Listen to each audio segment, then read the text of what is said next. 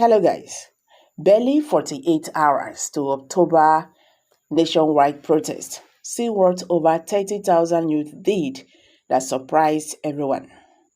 Welcome back to Prospect Channels TV. Thank you for stopping by. If you're just joining us, please kindly subscribe and don't forget to give us a thumbs up. Over 30,000 former agitators from the Niger Delta region have voiced strong opposition to the planned October 1st nationwide protest against President Bola Tinubu's administration, citing the need for peace and stability in the region. The ex-militants made their position known during a stakeholders meeting held in Warri on Friday, September 27, 2024, organized by the Presidential Amnesty Program, PAP, under the leadership of Dr. Denis Otoro. Speaking on behalf of the repentant militants, their leaders emphasized their commitment to maintaining peace in the Niger Delta and vowed to resist any efforts to organize protests in the region. They urged residents of the oil-rich region to shun the protests, retaliating that President Tinubu's administration has demonstrated a commitment to addressing the region's long-standing issues. During the meeting, Dr. Denix, the administrator of the Presidential Amnesty Program, highlighted the federal government's ongoing efforts to bring development to Niger Delta. He announced that a major contract for the rehabilitation of the East-West Road, a crucial infrastructure in the region, has been awarded to a Chinese construction company, with work expected to commence soon. They don't start like this. The East-West Road is a vital artery for the Niger Delta, and its rehabilitation is a top priority for the government. The contract has been awarded and construction will begin shortly, Turu stated. He added that the government actions reflect a genuine commitment to the region's development, urging the people to remain patient and avoid being drawn into any form of unrest. Dennis Oturu stressed that peaceful dialogue and constructive engagement with the government remain the most effective means to addressing grievances and achieve lasting progress. The peace and stability of the Niger Delta lie in the hands of its residents.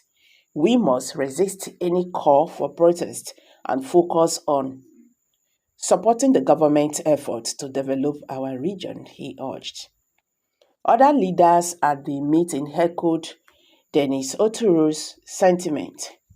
Paul Evis, popularly known as General Ogbos, a former militant leader and a prominent figure in the Niger Delta, emphasized the importance of peace and dialogue for resolving conflicts. He warned that violence would only lead to further destruction and leadership for the people of the region. War is not the solution to our problems. Violence will only bring more suffering and destruction to our communities.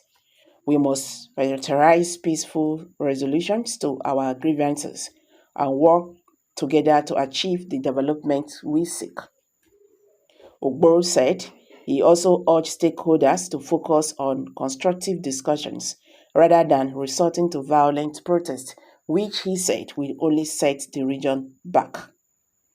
According to Ogbos, the Niger Delta challenges, while legitimate, can only be addressed through sustained dialogue with the government. Our people have genuine concern, but we must channel these grievances through peaceful means, not violence. Dialogue and cooperation are the only ways forward, he affirmed. However, not all leaders at the meeting were entirely dismissive of the idea of protest. Edati K. Ogurba, a prominent Niger Delta leader, acknowledged the region's long history of protest in response to government neglect dating back to April 1949, he noted that while peace should be maintained, the people's right to protest cannot be entirely overlooked if their demands continue to be unmet. Protests have been part of our history since 1949, and they have always been a reach to the government's failure to address our needs while we must maintain peace. The reality is that these protests will persist if the government does not act swiftly to meet the region's demand, Ogorugbo explained. He outlined several key demands from the region, including fair treatment, infrastructural development, and environmental remediation, of all which have been long-standing issues.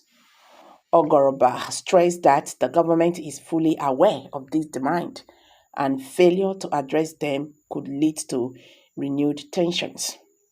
We have constantly made our demand known to the government, and they must not they must act quickly to meet these needs. If they continue to ignore our concerns, it will be difficult, please pardon me, to sustain peace in the region, Otoruba wants.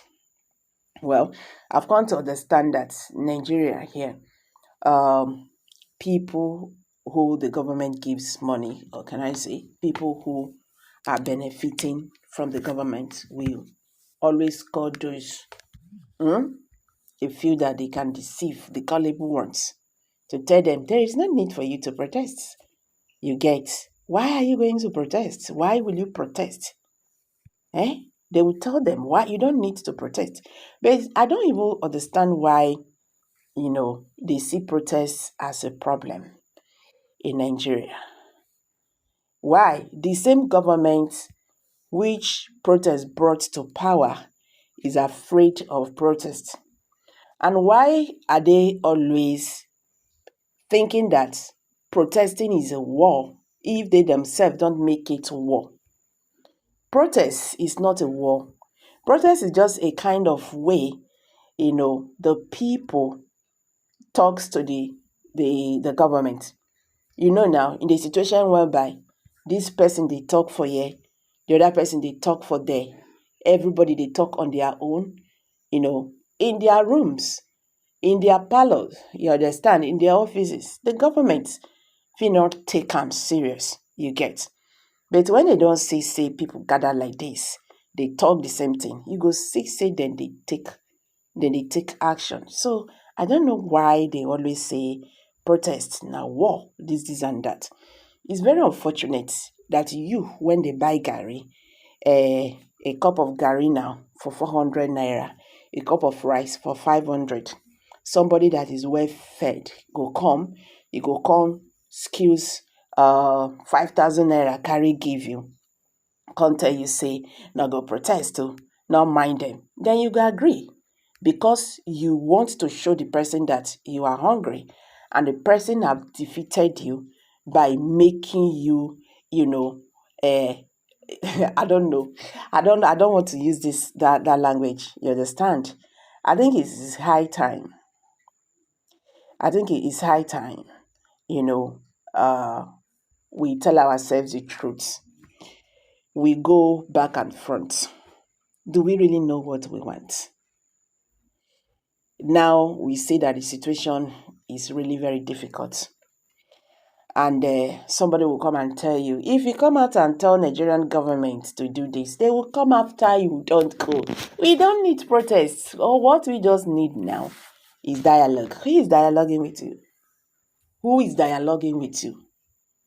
Nigerian government dialoguing with you? Anyway, guys, now this country will do. The matter be say, everybody they get hot. If by this time we never still learn sense, the question now be say, when we can't get the sense? I don't drop them for you. Share your thoughts below the comment section. I beg, how not look this matter? Now Nigeria now they say. People go say, stop bad governance. And you see another group of young Nigerians, they are still saying, don't stop bad governance. Why are you protesting against bad governance. This is really very scary. Nigeria is in a sorry situation. The politicians are using you. They are using you. They use you for their own selfish gain. And up till now, you never still lenses. That when you don't shut all these things finish, you are going to go back and struggle to pay your children's school fees. You are going to go back to struggle to pay for transportation to your place of work. Majority of Nigerians don't drive their motor for house. You get. You will struggle to feed. The country is getting out of hand. In fact, the situation is getting out of control. I don't drop our beg. Like us, subscribe, share this video. Thank you, and bye for now.